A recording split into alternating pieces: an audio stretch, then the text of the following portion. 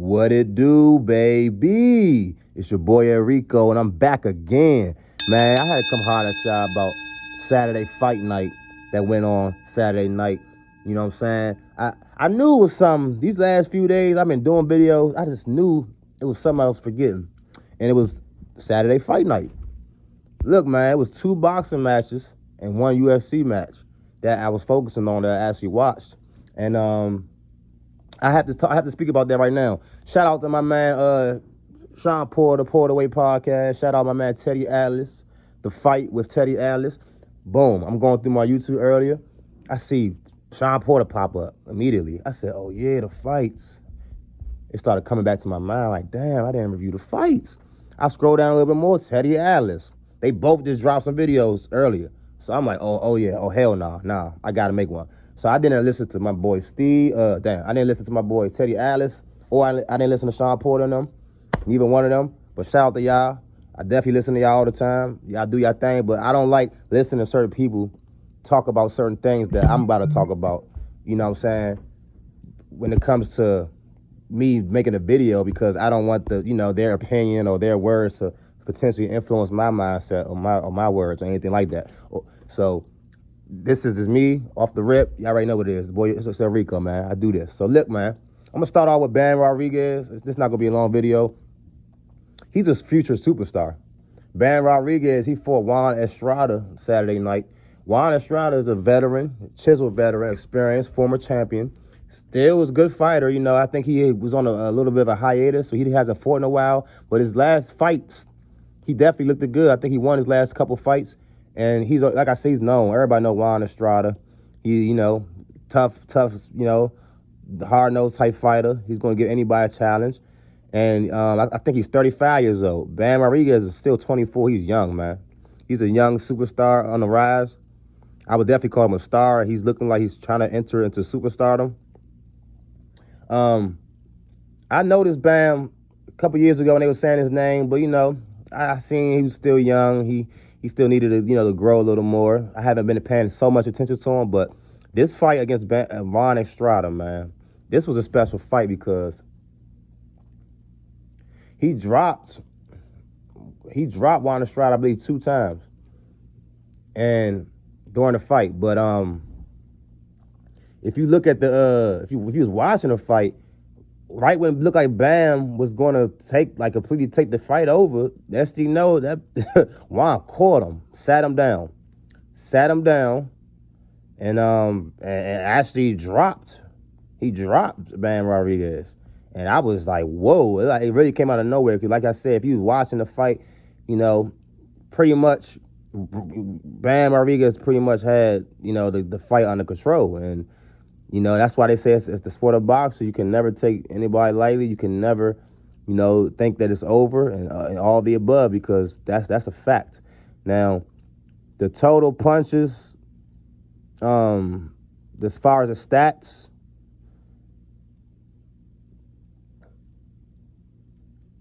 total punches.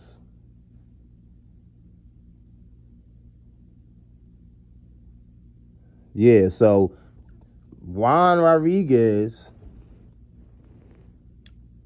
Bam Rodriguez, excuse me, he landed approximately 42% of his body shots, 34% of his jabs to the body, and almost 50% to his power shots to the body. This is Bam. Juan, on the other hand, was 25.8 total punches landed to the body, 14.4 jabs to the body, and 30 power punches to the body. So you can see the accuracy difference between these two guys.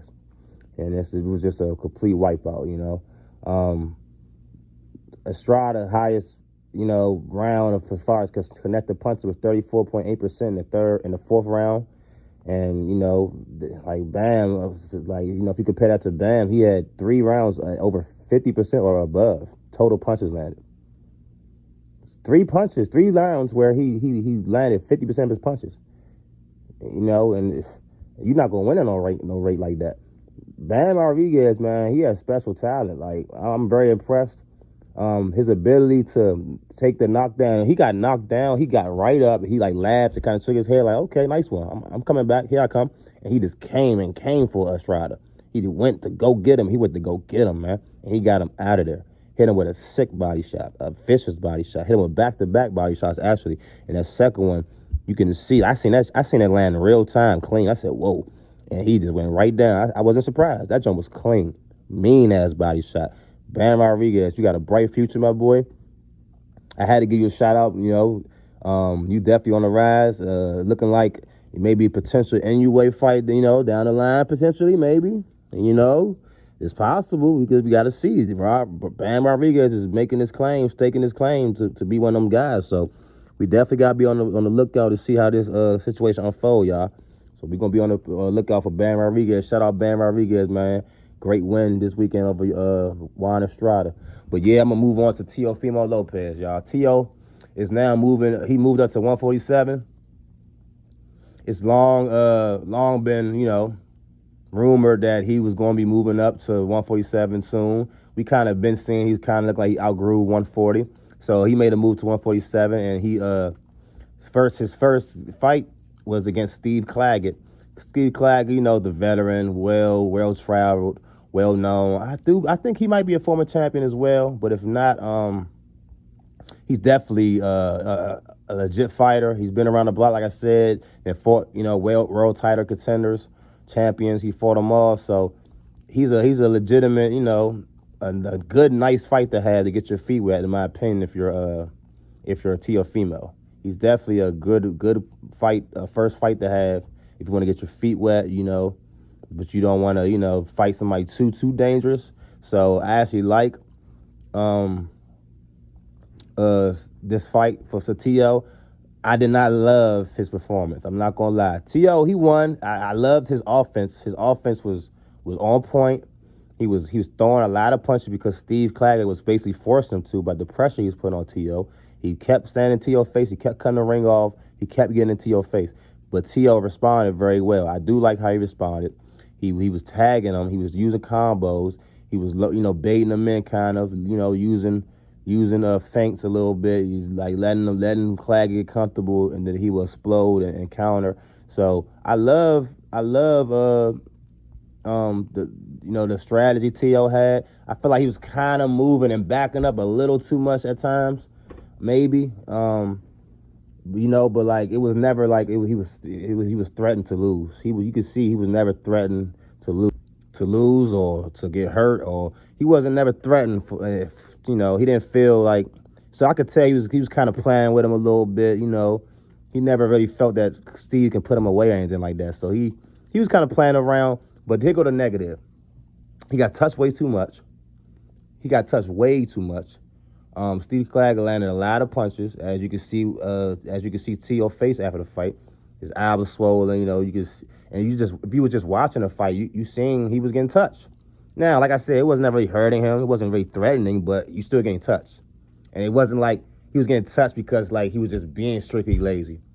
It was times it looked like Steve Claggett was pressuring him, cutting him off, and like he was getting to him, and he was taking it, but it was still happening. And this is Steve Claggett. So I'm just imagining you going up against a Boots Ennis. I'm just imagining you going up against somebody real, and it's like you're not gonna be able to just handle that easily. You feel me? So I'm projecting Teo. I'm not really judging you versus Steve Claggett. You're supposed to go through him. You did. Good job. But the fact that he was landing as many punches as he did, you were landing as much punches you did, and your punches didn't seem to have the effect that it usually has, especially when you used to fight at 140. That's alarming, because if you can't get these dudes out of here, Teo, it's not going to be the same type of party in this 147 division, dog. And I thought Teo was clearly ready for it. He always looked like he was, bigger than the 140 division. But I also think, it's going to take his body, and it's going to take him and his camp a couple of fights to get used to the 147 division, the welterweight division. I feel like it's going to take him a little while, so I'm not about to kill him. I'm not going to just destroy him. I'm going to give him a little time to grow, to adjust to the division, for his body and his mind to adjust to the division. And I'm pretty sure he will get better as each fight goes. So I'm not writing Teo off. But I was a little disappointed watching Teo this weekend. I'm not gonna lie, I was a little disappointed. And I hear people keep talking about some Boots Ennis fight, a potential Boots Ennis fight, and I don't think Teo ready for that. You know, seeing what I seen the other night, he not ready for that. So if he wants to get ready for Boots, he gonna need at least three or four more, you know, fights, gear up fights to work himself up to that level because Boots is on another level. And if you can't get Steve Claggett out of there, Teo, you definitely not ready for Boots. So you need to slow your roll down a little bit. You know, work on your shit a little bit more. Work on your skills. Work on your, work on getting your body acclimated to that new division. You know, hopefully your power starts to come up with you a little bit because I didn't see it against Steve Claggett. I'm not going to lie. You hit him so many times. You hit him like 900. Well, I think you threw 900 some punches. I don't know how many you landed. You landed like a ridiculous amount of punches. And you couldn't even put him down, bro. So that's not a great sign, man. So Teo, you know, you still gotta, you know, you still got that heart of a lion. You still got your whole future ahead of you, but you gotta move shrewdly, man, from this point forward, because your career can go two ways, man. You can just become a respectable name, a good name, or you can become a real legend out here, dog. So it's up to you, Teo. But shout out to you, Teo, Teofimo Lopez. You know, you put on a great performance for the most part. Especially like I think only your second, or maybe I think that was your first fight at 147. So for it to be your first fight against a legitimate, legitimate fighter, that was pretty decent. And like I said, you know, there's a lot of things I didn't like, but you know, I'm not gonna judge you too harshly, Teo. So shout out to you, Teo. And last but not least, y'all, I'm gonna get up out of here after this. I gotta talk about the real boogeyman, and I ain't talking about Kendrick Lamar. Because he definitely the boogeyman. I'm talking about Alex Pereira, y'all. Alex Pereira? Hey, man. Like, my UFC days go back to, like, you know, basically, not like I said the beginning, but basically the beginning. I remember, like, Chuck Liddell, Rampage, you know, Tito Ortiz, you know, the legends, man, the originals. You know, them dudes was out there, you know, all the way up to Anderson Silva, and it was all that era. You know what I'm saying? He's one of the greatest I've ever seen. Then you got the newer era where Izzy, people like that. And Izzy definitely got Alex out of there one time. That was spectacular. He literally made himself a legend that night, man. You can never take that away from Izzy, man. I know the last couple of fights hasn't gone his way, but he put Alex down, dog. And I haven't seen nobody else do that. And this man, Alex Pereira, and it seemed like he's getting better. He's getting better, man. This dude is one of the greatest UFC fighters I've ever seen. We seen what he did last fight before this one against Jamal Hill. Put him down. You know, he stepped on his foot, whatever. That don't matter. That's not illegal. So he put him down. We seen Yuri give him a good run that first time. So we thinking the rematch is gonna be something special, and he just turned it up to another level. He just showed that he wasn't even in the same class as Yuri. Just completely took Yuri apart early in the fight. Just took his leg away. Yuri had to switch his stance in the first round because the low kicks. Like he's just so smart. He's so cerebral. And the thing about Alex Pereira that makes him so dangerous is that you can see it. He has no filter. He has no emotion. Like, he doesn't have no good emotion or bad emotion. It's like he doesn't give a damn. It's not like he doesn't have emotion and he's just out there. No, he don't have emotion, and he's like a seek and destroy robot. It's like somebody programmed to like go destroy him, and it's like that's it. There's nothing else that matters. I'm going to destroy you. Like, I have no emotion. I don't care how I do it. I'm just going to destroy your ass. And he just has like a cold, callous approach about it, where it's just like that shit. That's the type of shit you can start becoming an urban legend, where it's like people are scared to fight you. Like on some Tyson shit. Like, they seen Tyson coming to the ring. This man got a freaking t-shirt on, cut up t-shirt, a towel over his head, sweating, and like he just looking like a maniac. That shit did something to them people, man. Them people was like, what the fuck? This guy is really, like, that shit start playing psychological games to you and fucking your head up and your heart up and your spirit, dude. And these dudes, I feel like they be, half of them be already, you know, probably thinking like, oh shit, before they even get to the fight. because this guy Alex Pereira is a maniac. You see how he comes to the damn weigh-in with his tribal paint on and the whole thing. Like, that shit would fuck your head up. Like, if you're not built like that, you're not made for that, you're not gonna, that shit gonna fuck your spirit up, dude. And that man is devastating. Like, he's knocking people the freak out with one shot, two shots, beating you up, take you down, breaking you up. I don't see too much anybody can do with him. And then the fact that he said, if the fans want me to, go up to heavyweight, that's what we do this for the fans. So whatever y'all want, that's what I'm going to do. Like, he basically said that, he had a translator and everything like that. But, hey, dog, Alex Pereira, he's a GOAT, man. Like, he basically said, look, I will go up to heavyweight. That's what I got to do. That's what's, ahead for me. Then that's what's going to happen. And, like, this man is, dog, he's a savage. He's a savage. And Yuri Prochazka, shout out to you. You definitely a great fighter. I think I just seen a quote that he said basically like, if I have to get better or I have to consider not fighting no more, like something of that along that line. Like I said, I was paraphrasing right there. I don't have the exact quote ahead of me, but Yuri basically said I have to find a way to get better, or if I can't, I have to think about if I can continue fighting. Like, that's the type of shit that this man gonna do to you. Like, if I can't get better, I can't keep fighting, because this man just did what he did to me, and I had no answer. That's who Alex Pereira is, man.